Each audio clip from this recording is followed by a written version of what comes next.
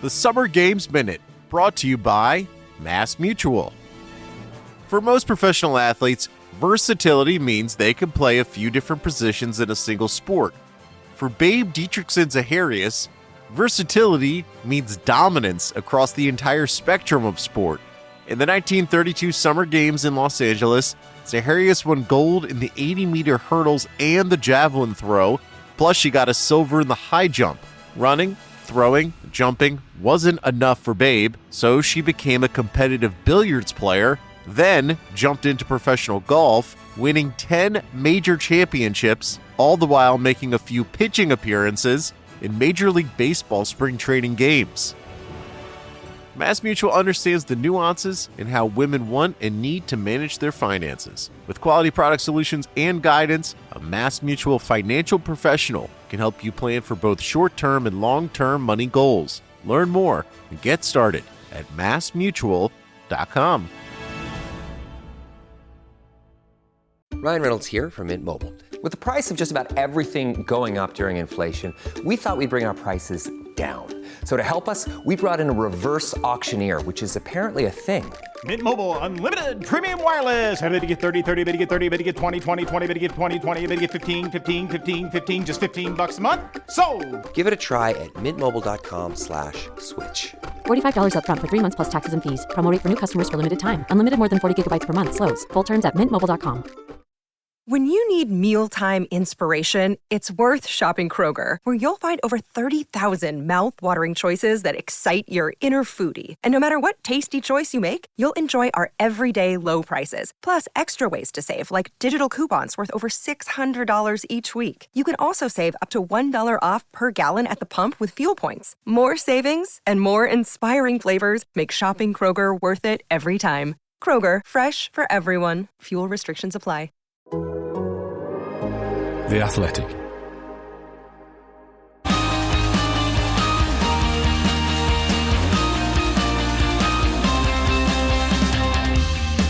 The race is on, and Adrian Newey's F1 future continues to be a focus of paddock gossip, with multiple teams making a pitch for his services. But where does his future lie?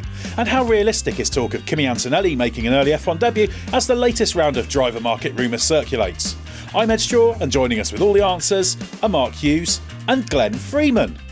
Well, Glenn, welcome back again. Once again, you're back in another future episode of Bring Back V10s or Bring Back Hybrids or whatever, with this whole talk and the frenzy about Adrian Newey. So this is you very much doing your research for 2045 or whenever we get around to this.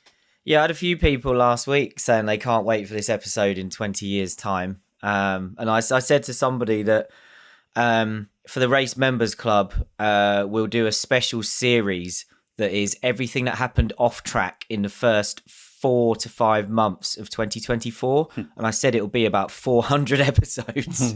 Yeah, I think that's about right. It's certainly been fairly frenzied. And obviously, Mark, you were in Miami. So this was a huge talking point in the paddock, wasn't it? The whole Adrian Newey thing and the other network of interconnected things going on. So it's just been relentless frenzy, hasn't it, this year, of just storylines. And anytime you think there might be a relatively normal race, there's some madness going on.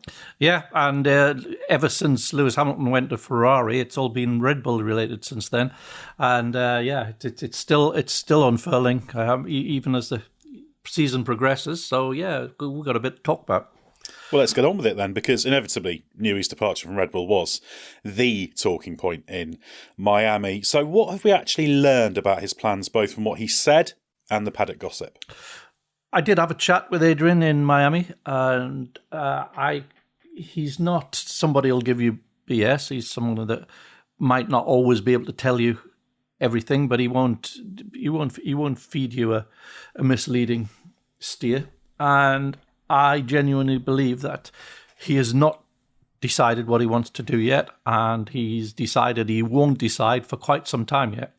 So I think we know how hard Freddie Vasseur is pushing to get him at Ferrari, very hard indeed. I think the stories of them meeting up are true, and I'm sure he's entertained offers from elsewhere, and I'm sure he's quite open-minded when he listens to those. But as for his immediate plans, no, he has nothing. I don't believe he has anything in place. I don't believe he wants anything in place for now. I do believe he wants to have a nice break, which may last a few months, may last a year, who knows. But he's got himself contractually free of Red Bull from about a year from now, and he hasn't done that for no reason. So I would imagine he will be thinking, yes, I'll probably do something more, but I'm not quite sure what it is yet. And I don't think we will know for quite some time yet. Such a great position to be in, not having to pressure yourself back in, have a few months off, think about what you want to do, and you've got absolutely everyone desperately trying to get your signature. So I guess, Glenn, that's a luxury position for him. Do you think that we'll definitely see him back? Do you think this is still one of those things that's up in the air? He might be feeling out what it's like to perhaps have a bit of time away from F1, and does he want to do other challenges? He's someone who want to do something, but it doesn't have to be F1, does it? No, that's true. And he's talked about plenty of other things in the past. He's even, I think it might have even been to you, Mark, a year or two ago, where he talked about his sort of frustration. I've mentioned it on a previous podcast, his frustration at the way the electric vehicle industry is going on the road. And he thinks a lot more could be done there. So somebody that driven, that intelligent, and that who has that's kind of open-minded thinking and thinking of things that other people haven't thought of. You can apply that to all sorts of other industries. He's not somebody who's totally blinkered on F1. There's lots of other things he's interested in. I suspect, I thought it was really interesting what Mark said there, that, you know, if Adrian was done, he wouldn't really care if Red Bull required a massive gardening leave or you know, a non-compete clause in F1 or anything like that. So that feels significant. And I also think the big significant thing here is obviously there is a rule change coming up. We know Adrian loves rule changes. He maybe finds modern rule changes more frustrating than they were 20, 30 years ago because they're so restrictive. But we also know that he thought these current rules that we had were going to be awful and almost pointless for someone as talented as him. And then when he really got stuck into them, he found areas of performance where he could make a difference. So I suspect it would be interesting to discuss this if, say, we knew we had rule stability for another 4 years and he'd maybe go, well, I've done these cars, maybe I'll go and do something else. But I think the timing of the changes for 2026 are ideal for him to be freed up when he is, even if, as Mark said, we're about a year away from him being free to work for someone else. So he would miss a crucial opening phase of development work at another team because the real work on these cars can't begin until January the 1st, 2025, can it? Yeah, there's the aero development ban and that kind of thing. You can do some conceptual work, and obviously the regulations, we're about a month and a bit away from having a finalised draft published first version of those. But people know roughly where they're going. But yeah, that is something that puts a bit of time pressure on it. But Mark, I think it's worth sifting through because there's been so much talk about who's been speaking to Newey. We can assume pretty much everyone has at least had a bit of a go. James Vowles at Williams talked fairly openly about seeing if he can convince Newey to come back to his old team. But there's also been people reporting he's definitely thought, no, not Mercedes, not Aston Martin. Do we know if he's ruled anything out at all, or is it just completely open to anything and just see how things play out? I'm sure in his own mind he's probably ruled it one or two of them out, but I don't think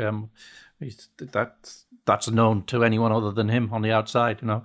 So I'd be very surprised if he went somewhere with the sort of very high-profile style of leadership that Aston Martin has. I don't think that would really be his cup of tea. But who knows? I don't think that... I mean, I can't see him going back to McLaren because it's somewhere he's been already, even though it was a very different McLaren then. I could sort of half see him fancying taking on a left field challenge, such as trying to bring Williams back to the fore. I know, yes, he's been there as well, before as well, of course. But I think there are downsides from the Ferrari thing from his perspective, I think, but it's probably got the strongest hand to play, I would imagine, if anyone is going to secure his services. The giveaway for me, obviously Adrian hasn't spoken on the record very much, but he did an interview with Martin Brundle for Sky, didn't he? And I thought Martin did a great job of asking very short, very direct questions that just didn't give Adrian much to work with, didn't give him any ways of wriggling out of it. And the way he put him on the spot, where he basically said, Lewis Hamilton wants you at Ferrari. Do you look good in red? And the nervous laughter, if Adrian Newey giggling, basically, that said to me, obviously he's caught out by the line of questioning, but there was a bit of me going, that looks like a man who quite likes that idea and maybe doesn't want to give it away yet. And we know Ferrari have tried so many times to get him in the past, various regimes at Ferrari as well. And we also know that 10 years ago, it would have still been Luca de Montezemolo there. He was offered the keys to the kingdom. It was come and run our F1 team technical side, of course, but you can design as many of our road cars as you want and look after all of that side as well. It was a total Hail Mary offer. Here's everything. And he had his reasons for saying no. I think he's always previously been put off probably by the idea of having to relocate to Maranello, to Italy, and not really being up for that. There's obviously a question with the way an F1 team would use him now, how much of his time would be required there. And also, people's life situation changes. In the past, he's been unsure about uprooting his family, for example, and not wanting to move them to Italy. His family situation would be very different now. His family would have grown up. So there's lots of things that have been a reason not to go to Ferrari before that are probably different now, and I find that quite interesting.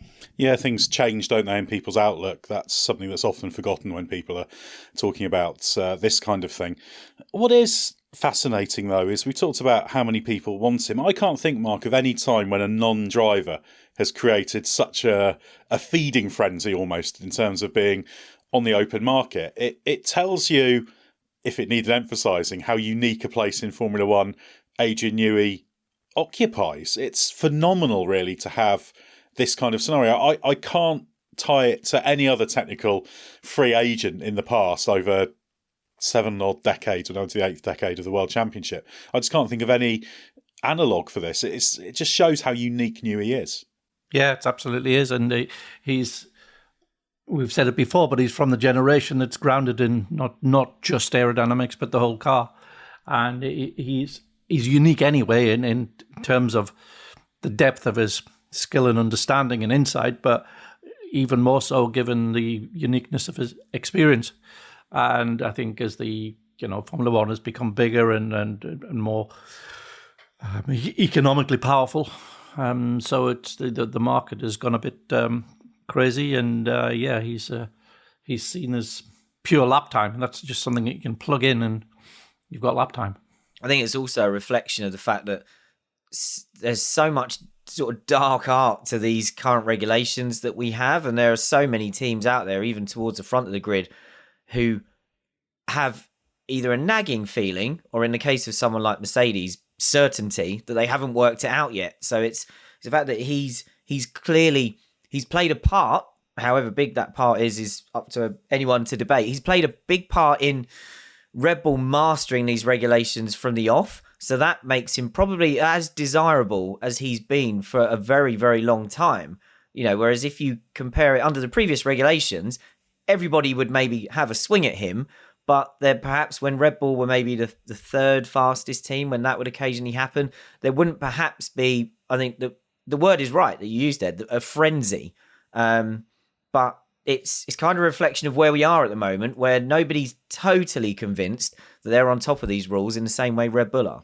Yeah, it just shows what value there is in that knowledge and conceptual understanding, and the many strands of the discipline of designing, running and optimizing racing cars that all focuses on Newey. But it is interesting, though, Mark, that Ferrari is probably the favourite, because you alluded to we've talked about the previous offers, but it also just confirms what a good move Ferrari did by getting Fred Vasseur in. Now, when he was signed, I was a little bit worried about the signing, because I feared primarily he wouldn't be able to just do what he does, which is run a racing team. But Ferrari's top brass seem to be letting Fred Vasseur get on with running Ferrari as a race team, which sounds so obvious, but actually has never been a foregone conclusion in Ferrari.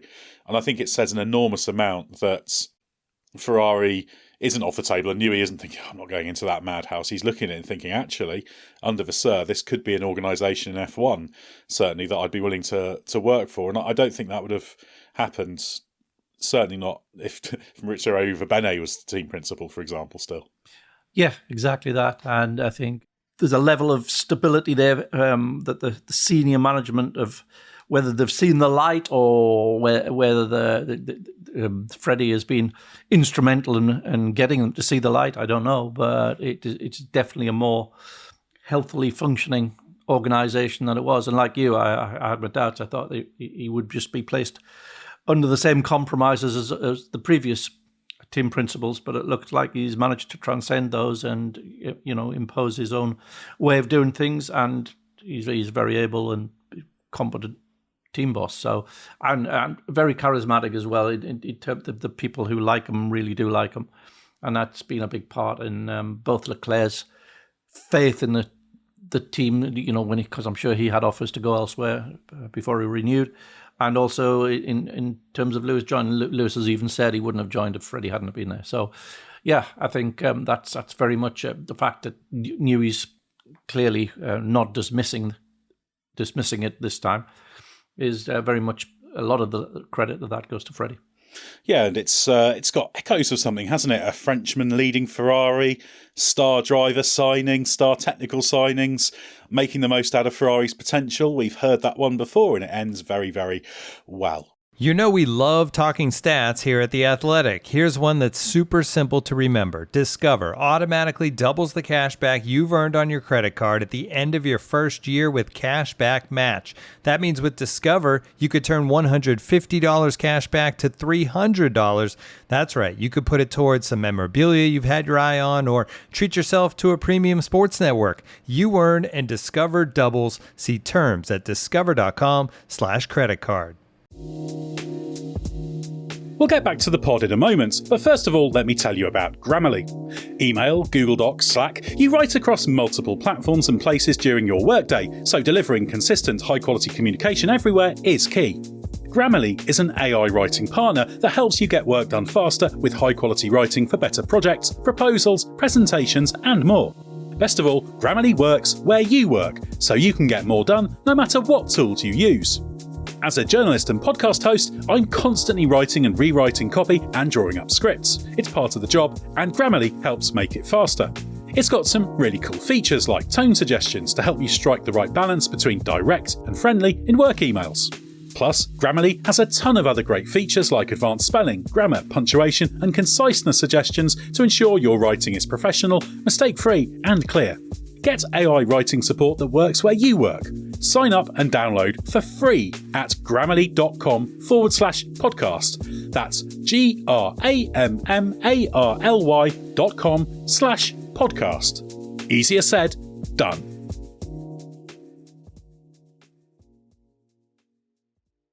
Ryan Reynolds here from Mint Mobile. With the price of just about everything going up during inflation, we thought we'd bring our prices down. So to help us, we brought in a reverse auctioneer, which is apparently a thing. Mint Mobile Unlimited Premium Wireless. How to get 30, 30, bit to get 30, bit to get 20, 20, 20, bit to get 20, 20, bit to get 15, 15, 15, 15, just $15 a month? Sold! Give it a try at mintmobile.com/switch. $45 up front for 3 months plus taxes and fees. Promo rate for new customers for limited time. Unlimited more than 40 gigabytes per month. Slows full terms at mintmobile.com.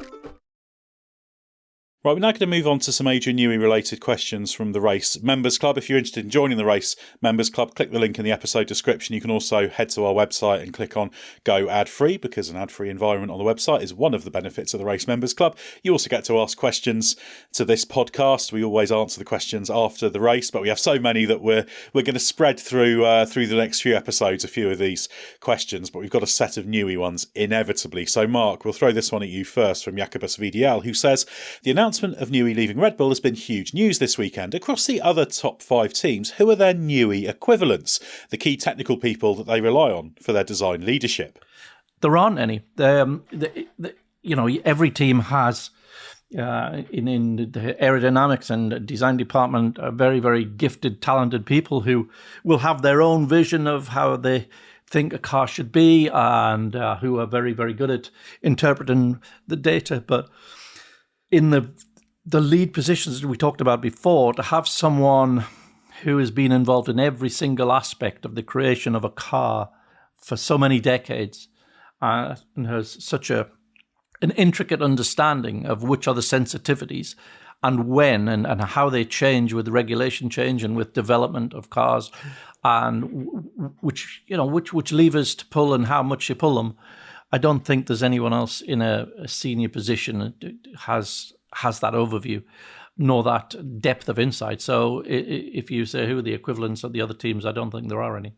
And there in a nutshell is the reason why everybody is bending over backwards to try and bring him in. Glenn, a question for you now from Richard Randall, who says, even with Adrian Newey's departure now confirmed, it still feels as if there's more disruption to come at Red Bull.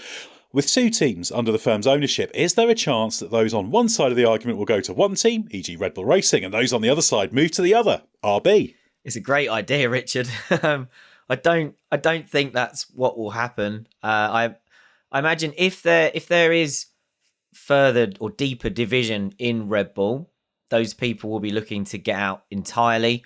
And if you're at a team like Red Bull Racing, you're going to want to work for another front-running team if you want to stay in F1. I suppose the one thing that could happen is if there's someone who is asking for a way out and perhaps the Red Bull Technology Group really rates them, they could offer a promotion, so a much higher sort of rank if you go to the other team. So it might be, oh no, don't stay at this level in Red Bull, go over there and we'll make you much more senior than you are now. And maybe they'll have an eye on bringing that person back in the future. But I love the idea of a formal split where you get all of the workforce. They can all stand out in that Milton Keynes industrial estate, I guess, and go, right, everyone who's okay with what's going on here, you go that way, you're Red Bull Racing. Everyone who's got a problem with it, you go that way, you're RB. Great idea, and I'd love to be there to witness it. I don't think it's going to happen, and I suppose this might be a good point to quickly talk about. We obviously finally heard from kind of the Red Bull group upper management, didn't we? We had Oliver Mintzlaff effectively giving, I think we can say, Christian Horner his backing. And however you choose to interpret that, I interpreted that as an attempt now by Red Bull to try and draw a line under this. We finally had the intervention from above publicly. So I suspect they're hoping that rather than Newey being the opening of floodgates and there's going to be a massive exodus now, I suspect they're hoping that kind of Newey sneaks out the gate and then they can close the gates and everything else will calm down and everyone else will stay. It's interesting, the idea of a schism, because it's exactly the kind of thing, Mark, isn't it? That if this was 50 years ago, you could see something like that happen. You could see an ATS... A breakaway. ATS-style situation. I don't mean the 80s ATS team, but the 60s one, which was a Ferrari breakaway. And obviously it doesn't really work like that now, but I quite like the idea of sort of that kind of schism. Yeah, it was termed a Palace Revolution, wasn't it? And all the ones who'd plotted against Enzo were turfed out and they thought, right, we'll show you, and set up on their own. And everybody remembers... the ATS team of the early 60s. All those championships they won. Yeah. So, you've got to be careful. And, if you've got a career to think about and how it might go in these sort of situations. But I think there's enough momentum and enough talent and depth that you're not going to see a light switch effect at Red Bull in terms of its competitiveness. But if you're looking longer term, there are question marks, of course. Yeah, these kind of schisms and the breakdown of teams, it happens on a very long, slow timeline. It's like turning a juggernaut around, isn't it? It's not these sudden things. They're too big for that. But you can build up that momentum towards it. So it's going to take time to really see the full impact of all that's been going on with Red Bull. That's why we need to bring back V10s in the mid-2040s to really reflect on that. The next question comes from Mark Martin, which we'll throw at you, Mark, seeing as you've got the same first name. How much truth is there to Zach Brown's statement that Red Bull CVs are arriving on the doormats of other teams? Well, we cannot know exactly how many CVs are floating about from team to team. But when it was put to Christian Horner, he fired back immediately. He said, because Toto had also said that they were seeing Red Bull CVs. And he said, well, not only do we always see CVs from other teams, he said, but Toto might reflect on the fact that we took 230 people out of Brixworth for our Red Bull powertrains. He said, that's a hell of a lot more than a few CVs. So, Yeah, it's just tit for tat, really. I'm sure the number of CVs will have increased from Red Bull, but I don't think we're looking at a situation where everybody wants out. I'm sure it's just a little bit more than the residual. I think we have to factor in with comments like that where they're coming from and the desire for mischief making as well. I think exactly for people like Zach and Toto who are on the receiving end, with Miami being the exception, obviously, quite often on the receiving end of an on-track beating from Red Bull most weeks. The idea of trying to stir the pot from slightly afar, it's certainly in their interest. So I'm amused by those comments, but I always take them with a pinch of salt.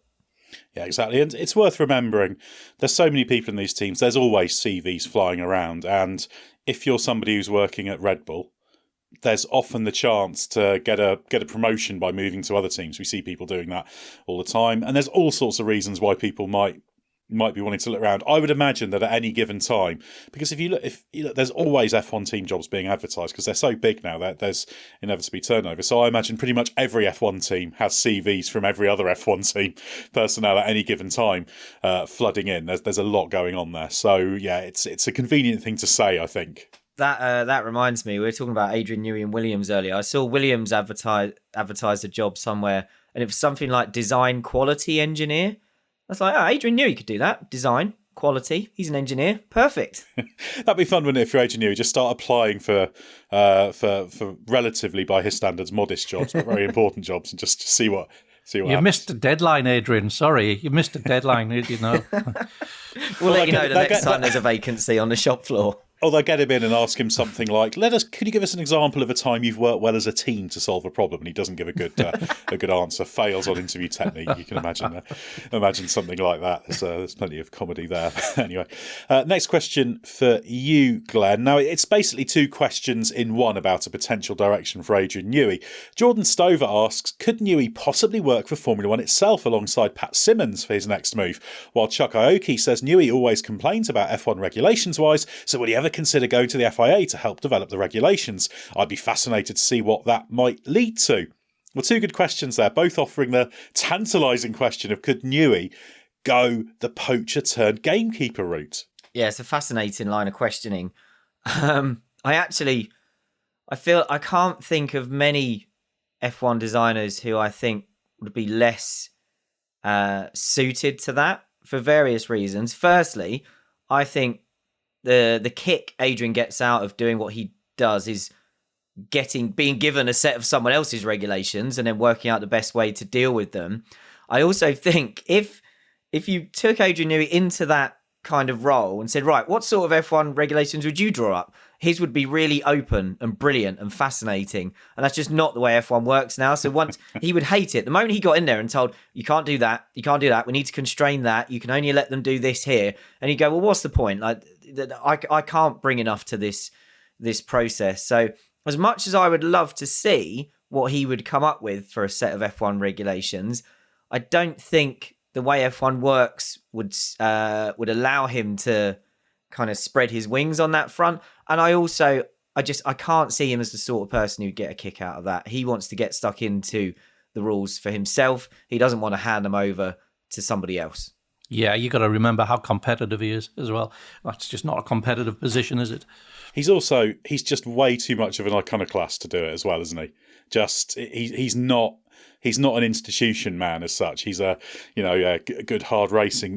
That's the kind of approach he takes. So yeah, I just can't see it happening. It would be very, very interesting, but yeah, for all the reasons that have been discussed and others, I think by disposition, by job spec, by everything, it's just a no. Fascinating as it would be. Someone should ask him what he would do while he's in this period. If it's someone, whether he's in South Africa or whatever, someone who can get to him should say, what would a set of rules drawn up by you look like? Just for fun, because I don't think he'd ever do it for a real job.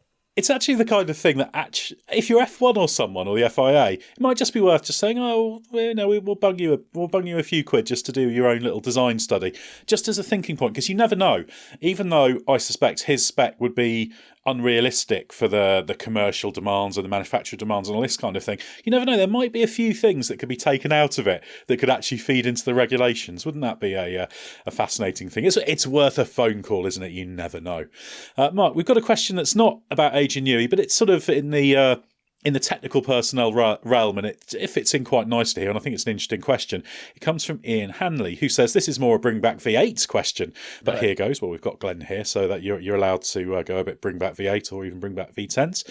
I like Pat Simmons, brackets, I don't know him, but he seems like an upfront kind of guy and very knowledgeable, but we never heard fully what happened in Singapore 2008, yet the FIA put the blame on Briatore and Simmons and banned them.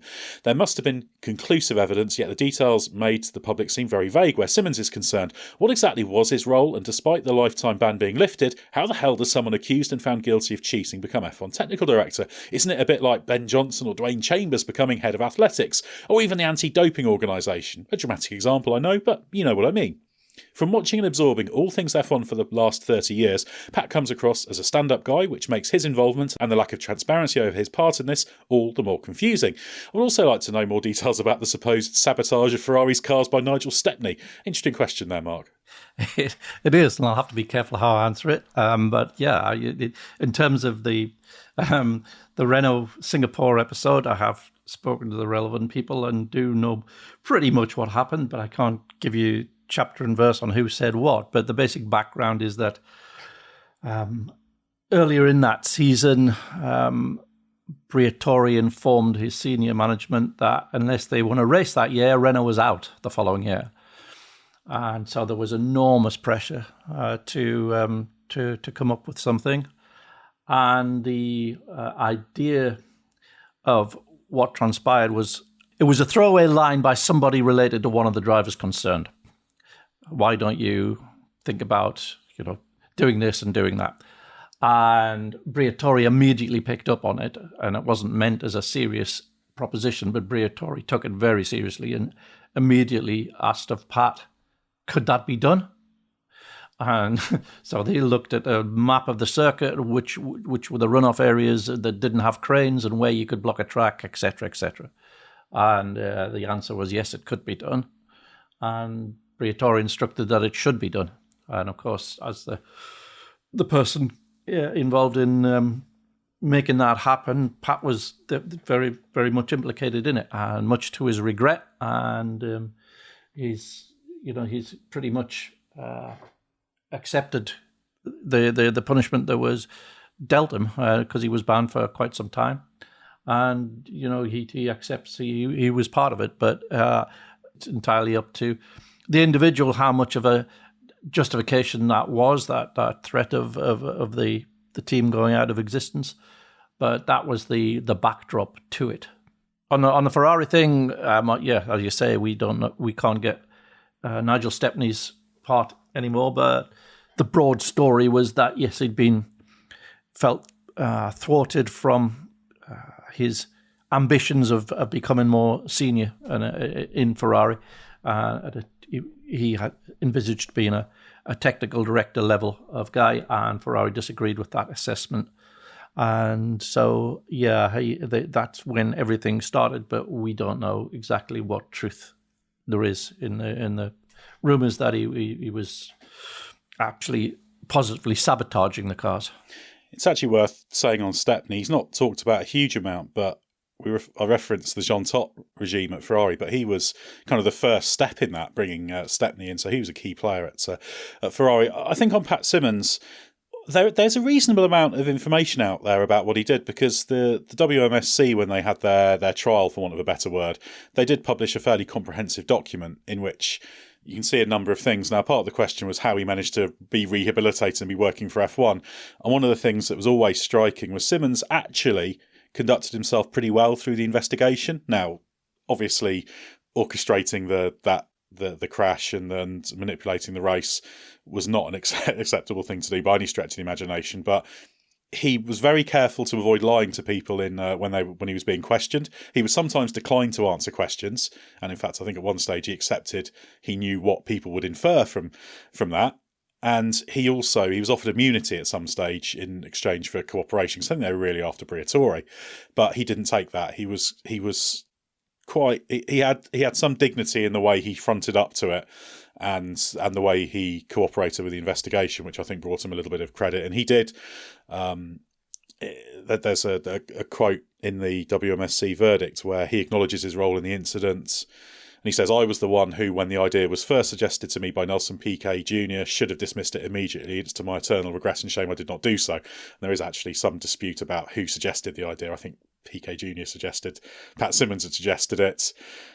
Symonds suggested Piquet Jr. had, and obviously, as you alluded to there, Mark, there were potentially others involved as well. So I think that played a part. And obviously, there was a lifetime ban for Briatore, for example, and a 5-year ban for Symonds. Those were slightly.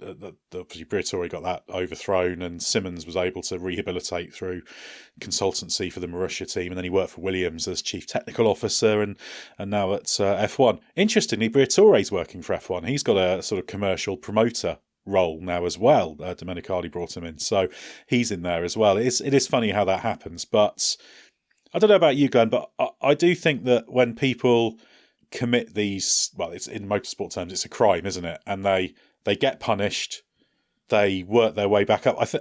I like the principle of the fact you can serve your time and then still your skills and talents and abilities can be utilised in a constructive way. And I certainly think Pat Symonds comes at it in that way. You know, he's somebody I've got a lot of time and respect for. That's always a black mark on his reputation, no question about that. But he's somebody who has an enormous amount to offer, and I think it's good F1 have got him, actually. Yeah, it did amuse me when he first got that role, because your instant thought is, whoa, one of the few people properly convicted, if you want to call it that, of cheating. But yeah, I mean, punishments like these you're supposed to believe in them being a part of rehabilitation, and they're not necessarily being a massive sort of legacy hangover once that punishment has been served. And I think that's acceptable depending on the person's attitude. So obviously, if Symonds had gone about handling this in a different way once it all came to light, or if he'd shown little remorse for what he did, then it would be you could ask more questions about F1 bringing him in. So you could say, well, this, in that situation, you'd be saying, here's someone who I think you can question the morals of if they don't necessarily see the error of their ways previously. But as you've laid out there, Ed, the way he spoke about it, the regret he has expressed, if he's got talent and ability and intelligence and all those things that his career in F1 shows, the rest of his career in F1 shows he clearly has, then he has been a very valuable asset to F1. So I think they did the right thing bringing him in. But I can totally understand why we got this question. And I think the stuff that you and Mark have laid out has perhaps helped explain why it is more okay for him to come in than it might have looked on the surface. Yeah, it definitely looks odd from the outside. Let's put it that way. But yeah, it's just one of the many remarkable knock-on effects of the whole Singapore thing. It's you'd never have seen when this was all happening. The idea of those two being anywhere near F1 again at the time when this all came out in 2009 just wasn't there. But yeah, that these quality people who have something to offer, which Symonds is certainly one of, you're always going to try and make the most of him. And he's a really intelligent, thoughtful, insightful, technical mind, and I think he has a lot to offer. And in fact, he's someone who's offered a huge amount to F1 over the decades. And yes, Singapore is part of what he's done. That shouldn't be overlooked, but it's not the only thing he's done. I think he's a net positive, despite that huge negative. We obviously had the athletics and doping comparison in the question. I would say it's not quite Lance Armstrong coming back to run the Tour de France, is it? Or Lance Armstrong, boss of WADA. Yeah, yeah, it's slightly different, and yeah, it's a valid analogy, but yeah, all these circumstances are slightly different. I think actually a lot of sports have characters who've had some kind of black mark on their reputation, still do find themselves into these institutional roles later on. It's all part of life. Nobody gets everything right all the time, so. In many ways, it's a positive that there is a way back for people who have something to offer. Right, Mark, the one dimension of Newey's departure we haven't addressed are the persistent rumours about the possibility of Max Verstappen leaving. Any sign in Miami that there's something in that, or is it still as it was? Oh, it's still very much a live topic. And as far as we can ascertain, there does seem to be some divergence even within the Verstappen camp about what the future plans may be. But I do believe that Max has got the ultimate say, and I do believe Max when he says he intends to be there next year. So it's, I think, a question more of where he's going to be in 2026. But certainly there are parts of his team who would ideally like to get him out of there at the end of this season, but I don't believe that will happen. I think if he goes, it will be for 26.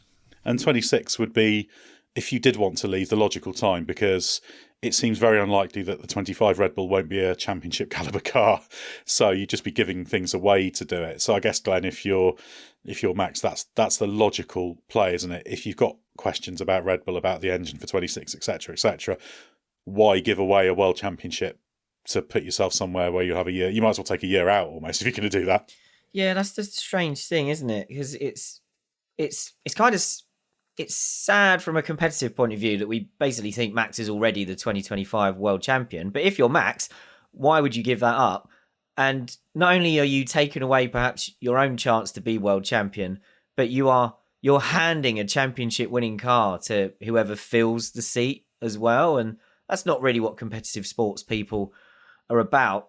I do find it interesting though that if he were to move for 26, it's potentially more related to doubts about the engine rather than wanting to get out because he doesn't have any faith in the Red Bull design team without Adrian Newey as part of it. Max obviously spoke over the Miami weekend, and I think we would say towed the Red Bull party line of talking up all the other people that are at the team and maybe playing down slightly Newey's role in everything. People close to Verstappen or close to his camp have been saying for a while that is how he really thinks, that, you know, he is a firm believer in the people that are there. He is a big supporter of Pierre Vacher and those sort of people. So I don't necessarily see him thinking that Adrian Newey leaving results in a load of alarm bells ringing for him, as you guys have both kind of hinted at, how maybe some other people who might have some influence on his decisions feel about that it's a different question because it's wrapped up in other stuff going on at Red Bull.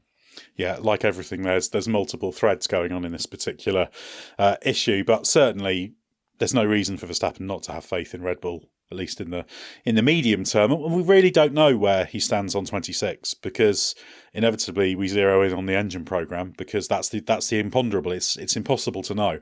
And you know, we've all spoken to people involved with various engine programs, and all they can do is say how they're getting on against their own expectations and targets. Whether those targets and objectives are correct, you just don't know. So it is very, very difficult to tell. All you can say is if they're ahead or behind of their kind of flight plan, as it were, for the progress they need to make. And there may be reason to be concerned there on the Red Bull project. There may not be. They've, as we've talked about, recruited loads of people from Mercedes.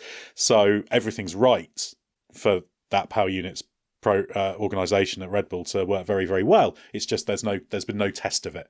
That won't happen until 2026. But there's some other driver market things going on, Glenn. And the other big one in Miami was the possibility of Kimi Antonelli getting special dispensation for an early debut for Williams. Of course, you have to be 18 to have a super licence to race in F1. In fact, you have to be 18 to have the free practice-only super licence as well. He's not 18 until the August break. Villa Nikari asks, how high are the chances that Antonelli will replace Logan Sargeant this season, even for Imola? Two different questions there, really. I get the impression that for Imola, no. I know that's been a rumour that's going around, but I don't see, from what you guys have been digging up in the paddock, including Scott Mitchell-Marm, who's not on this episode, the indication. I think the FIA made a comment, didn't they, saying that there'd been an application for dispensation or something, and the indications we've got is that didn't come from Mercedes, or if it did, it was a kind of informal asking of the question, and Mercedes are happy to wait until he's 18 before exploring any opportunities. So maybe Williams asked the question if they can get him in earlier. But as far as I'm aware, none of that's been resolved. So I can't see how that happens in time for Imola.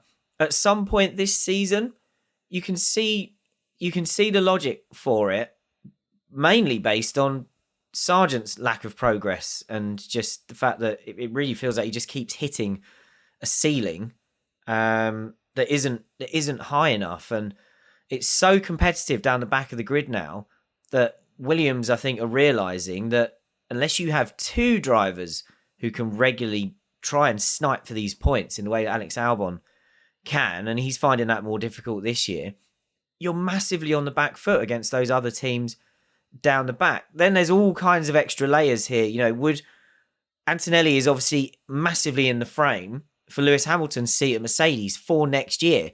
If you're Williams, are you happy to help accelerate his development for Mercedes for half a season, for example, to then be back in a situation you're effectively in now where you've got to find someone else for next year to replace Sargeant anyway? Do they feel that they'd get enough benefit out of that?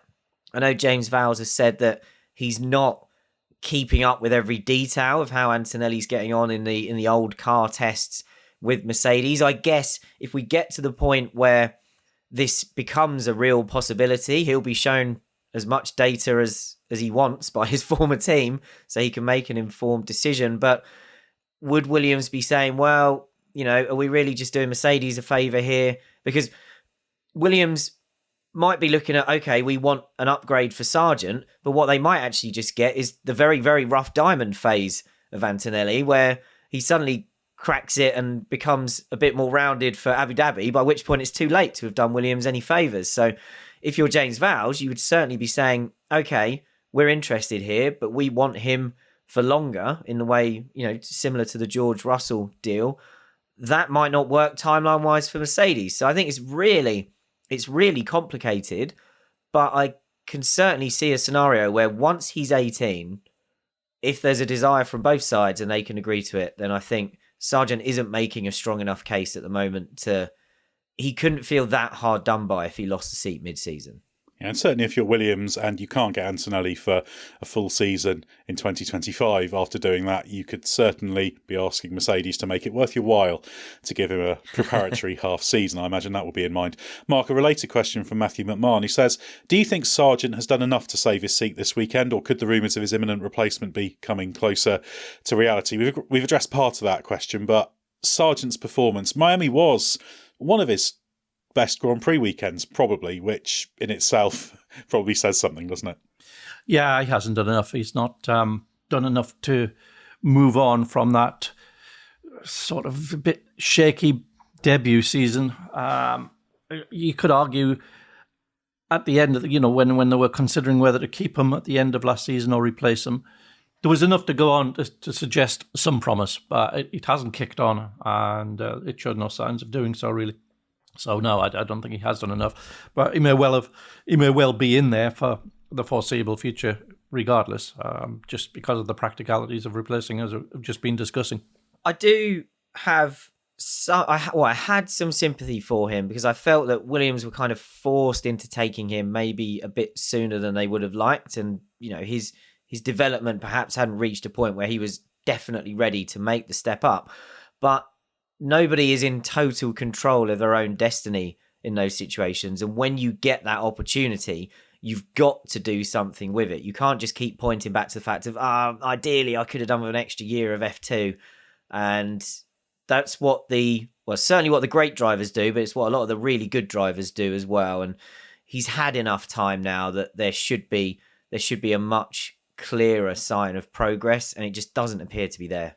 Yeah, exactly. This is ultimately elite sport, isn't it? And waits for no one. He's got the best opportunity he could possibly have. He's an incumbent in the car, so he's got the chance to show how good he is week in, week out. And there've been, like we said so many times, there've been positive spikes, but he's just not joining the dots of those performances even well enough to string together a complete weekend. There've been very, very, very few of those during his F1 career. It's harsh on him, perhaps, but it's a harsh environment. And yeah, I don't think you can feel sorry for him if he loses his drive, but I don't think you can say it's grossly unfair. But it sounds like he's got a very good chance of at least being in there to the August break. So he's still the incumbent. He's still got a chance. If you nail the next run of races, start performing really well, then you're not going to get dropped. That's always how it works. Well, thanks to Glenn and Mark for your insight. Remember, there's loads to read on therace.com, huge amounts to listen to through our various podcasts, including the Race F1 Tech Show with Gary Anderson. We talk about Adrian Newey on this week's episode, and there's plenty to watch on our YouTube channel. And doubtless, there's loads more to happen off track before the return to Imola next weekend. So stay with us for everything you need to know from the world of Formula One.